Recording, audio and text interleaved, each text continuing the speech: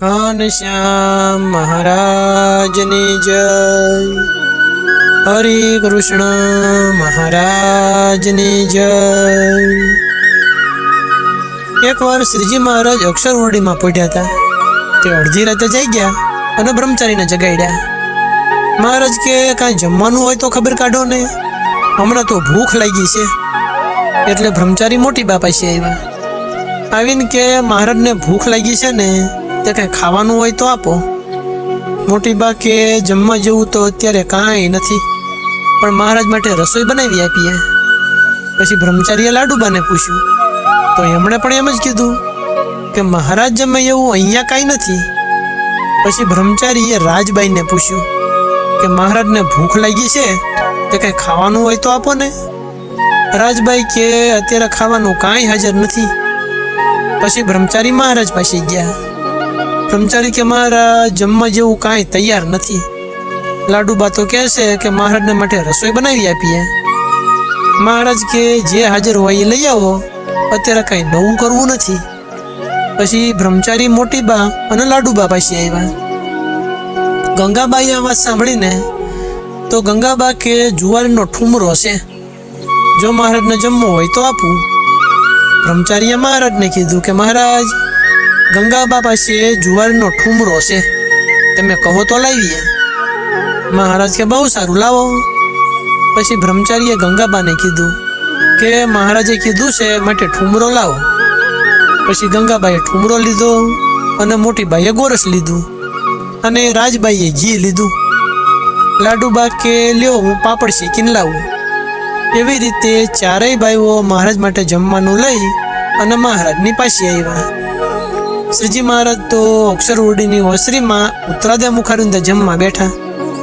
ઠુમરો, પાપડ, ઘી અને ગોરસ મહારાજની આગળ થાળમાં પીરસીને આપ્યું.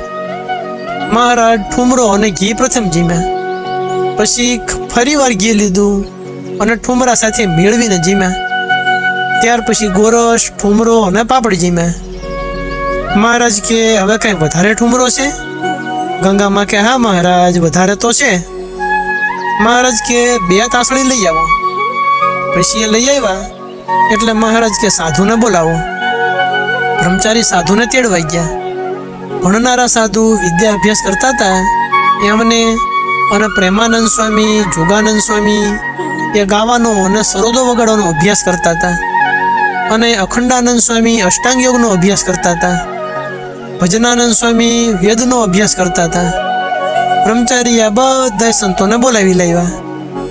મહારાજે બધાને કીધું કે તમે વિદ્યા અભ્યાસ કરો છો ને, તે ભૂખ્યા થઈ આવીશું. એમ કહીને ઠુમરો તો તાસડામાં કાઢ્યો અને ઘી નાખ્યું. પછી એમાં ગોરસ ને પાપડ નાખ્યા. સારી પેઠી હલાવીને પછી મહારાજ એમાંથી 4-5 ગ્રાસ જમ્યા અને જમીન મહારાજ કે કેટલા સાધુ છે? બ્રહ્મચારી કે મહારાજ 16 સાધુ છે. મહારાજ કે આ 2 તાસ છે, એમાં 8-8 સાધુ જમો. પછી મુક્તાનંદ સ્વામી, બ્રહ્માનંદ સ્વામી, ચૈતન્યાનંદ સ્વામી એ બધા સંતો વચ્ચે 1 તાસ મૂક્યો અને બીજા સંતો વચ્ચે બીજો તાસ મૂક્યો. પછી 1-1 તાસમાંથી 8-8 સાધુ જીમ્યા. જમી રહ્યા એટલે મહારાજે અક્ષરવડીની ફળીમાં ઢોલિયા ઉપર પોડી અને પછી કીધું કે અમને વાયરો નાખો. એટલે મુક્તાનંદ સ્વામી, ચૈતન્યાનંદ સ્વામી અને જોગાનંદ સ્વામી આ 3 સંતોએ મહારાજને વાયરો નાખ્યો. પછી મહારાજ તો પોડી ગયા. એટલે મુક્તાનંદ સ્વામી અને ચૈતન્યાનંદ સ્વામી મહારાજના ચરણ દાબવા માંડ્યા. આવી રીતે મહારાજ સવાર સુધી પડ્યા. પછી જાગ્યા ને તો મુક્તાનંદ સ્વામી સામું જોયું અને ચૈતન્યાનંદ સ્વામી સામું જોયું. 2 મહારાજના ચરણ દાબતા હતા.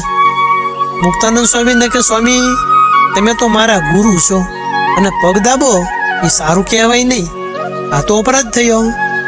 એમ કહીને મહારાજ ઢોલિયેથી નીચે ઉતર્યા અને મુક્તાનંદ સ્વામીને દંડવટ કરવાનું ચાલુ કર્યું. સ્વામી તો બહુ દિલગીર થઈ ગયા. મહારાજ કે સ્વામી, તમે દિલગીર થશો નહીં, અપરાધ તો મને થયો છે.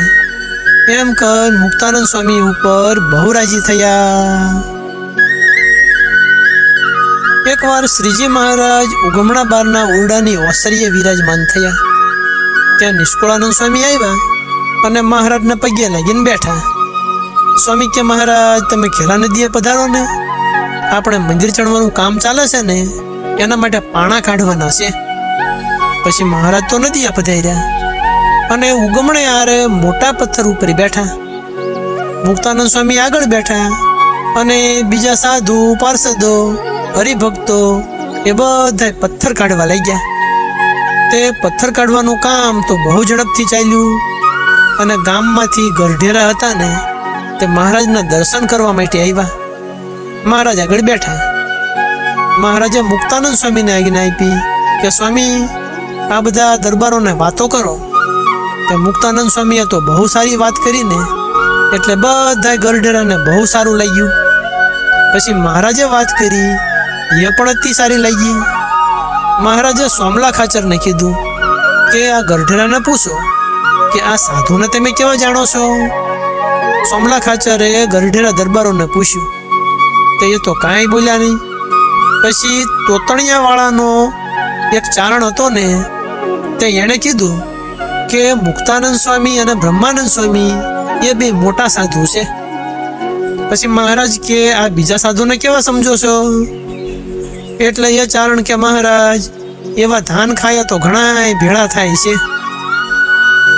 મહારાજ કે તમે સમજો છો ને એવા આ બધા સાધુ નથી, આ બીજા સાધુ પણ ઘણા મોટા છે. એમ કહીને શાંતાનંદ સ્વામીને કીધું કે સ્વામી તમે સિદ્ધાનંદ સ્વામીને બોલાવી લાવો. તે સિદ્ધાનંદ સ્વામી તો હાથમાં કોદાળીને પરસેવો વળેલો એવા તેડી લાવ્યા. તે જેમ મોરનું ગળું હલે ને એમ સ્વામીનું ગળું મહારાજનું ભજન કરવાથી હાલતું હતું. કંઠમાં ભજન થતું જોયું એટલે કાઠી ને ચારણ બધાને સ્વામીનો ઘણો ભાર પડ્યો. એમણે કીધું કે મહારાજ આ તો ઘણા મોટા સાધુ છે. મહારાજ કે સર્વે સાધુને આ રીતે ભજન થાય છે અને સાધુ જે આ કામ કરે એ તો અમને કરવામાં રાજી કરવા માટે કરે છે. કામકાજ કરતા પણ નિરંતર અમારી સ્મૃતિ રાખે છે. એવી રીતે મહારાજે એમની આગળ ઘણી વાત કરી. પછી કાઠી દરબારો બધા મહારાજને પગે લાગ્યા અને 4-5 ઘડી સુધી પથ્થર કાઢવાનું કામ ચલાવ્યું. પછી મહારાજ કે હવે કારખાનું બંધ રાખો. પછી સર્વે સાધુ અને પાર્ષદો અને હરિભક્તો બધા એક પથ્થર માથે લઈ અને શ્રીજી મહારાજ સાથે દરબારમાં આવ્યા. એકવાર સંધ્યા સમયે શ્રીજી મહારાજ ઉત્તરાદા બારના ઓરડાની ઓસરીએ સભા ભરી બિરાજમાન થયા. પછી ધૂન કરવા ઊભા થયા. ધૂન થઈ રહી ને એટલે મહારાજ તો ઊભા રહ્યા અને સાધુ પાર્ષદો હરિભક્તો બધા મહારાજના ચરણનો સ્પર્શ કરીને આગળ ઊભા રહ્યા. પછી મહારાજે બધા સાધુને પૂછ્યું કે તમે રાત્રિએ ક્યાં રહો છો. સાધુ કે મહારાજ ઘેલા નદીમાં રહીએ છીએ. કેટલાક સાધુ કે અમે પીપળાવાડીમાં રહીએ છીએ. તો કેટલાક સાધુ કે લક્ષ્મીબાગમાં અને કેટલાક તો હાટડામાં રહેતા હતા. સંતો કે જ્યારે અમે ઘેલામાં રહીએ ને ત્યારે સુમાળી વેકરને લીધે વાયરાથી બહુ ઠીક પડે છે. મહારાજ કે ઉનાળામાં તો નદીમાં રહેવાય પણ ચોમાસામાં ન રહેવાય. પછી મહારાજે દાદા ખાચરને બોલાવ્યા. મહારાજ કે દાદા ખાચર આ સાધુને રહેવાની ક્યાંય જગ્યા નથી. જ્યાં ને ત્યાં પડ્યા રહેશે. જો ને કોઈ નદીએ અને કોઈ વાડીએ અને કોઈ ઝાડવા નીચે. આપણે સંતો માટે કાંઈક રહેવાનું કરવું જોઈએ. દાદો ખાચર કે મહારાજ આ ઓરડા ઉત્તરાદા બારના, દક્ષિણાદા બારના અને ઉગમણા બારના અને આ આથમણા બારના આ 4 દેશના ઓરડા છે ને એમાં સાધુ રહે. મહારાજ કે તો તમે ક્યાં રહેશો. દાદા ખાચર કે મહારાજ માયલી જગ્યા છે ને ત્યાં એક ઓરડીમાં રહીશું. પછી મહારાજે સાધુને પૂછ્યું કે તમને આ જગ્યા ઠીક પડશે કે નહીં. સાધુ કે મહારાજ રહેવાનું તો ઠીક છે પણ દાદા ખાચરને પાણી ભરવાનું જરા અડચણ જેવું થાય છે. પછી મહારાજે સર્વે સાધુને કીધું કે રાતે તમે વિચાર કરજો. પછી જેમ તમને ઠીક પડશે ને એ પ્રમાણે કરશું.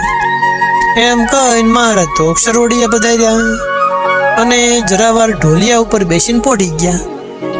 સવારમાં ઉઠી નિત્ય વિધિ કર્યો અને સર્વે શ્વેત વસ્ત્ર ધારણ કર્યા.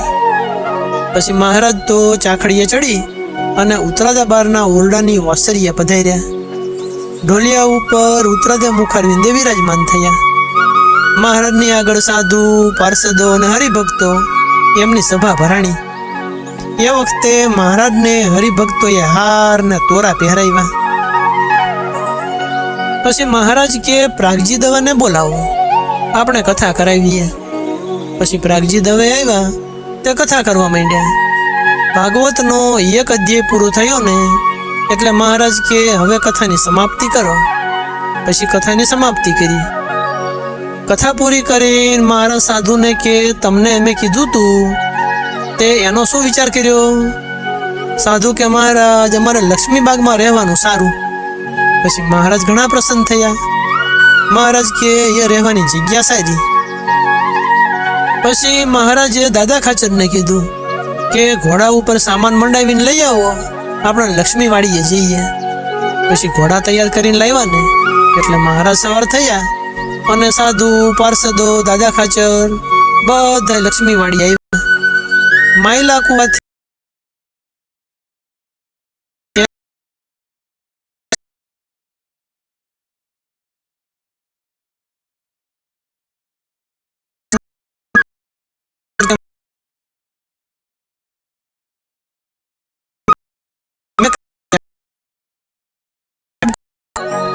દાદા ખાચર કે હે મહારાજ, આપણે નિત્યાનંદ સ્વામીને પૂછી લઈએ.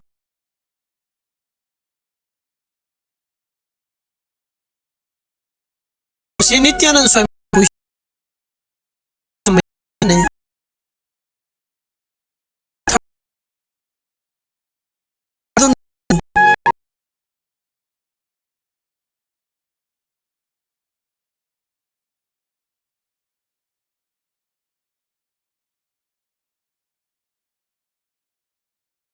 સ્વામી કે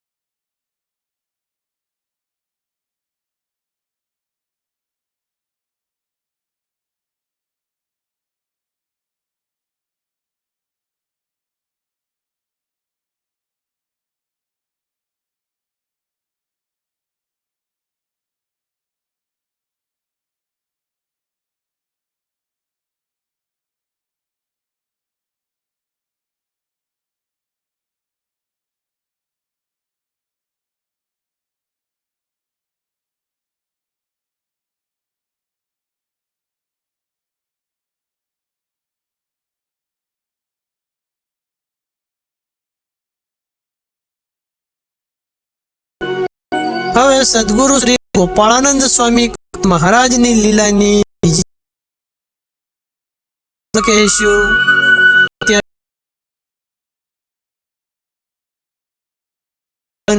જય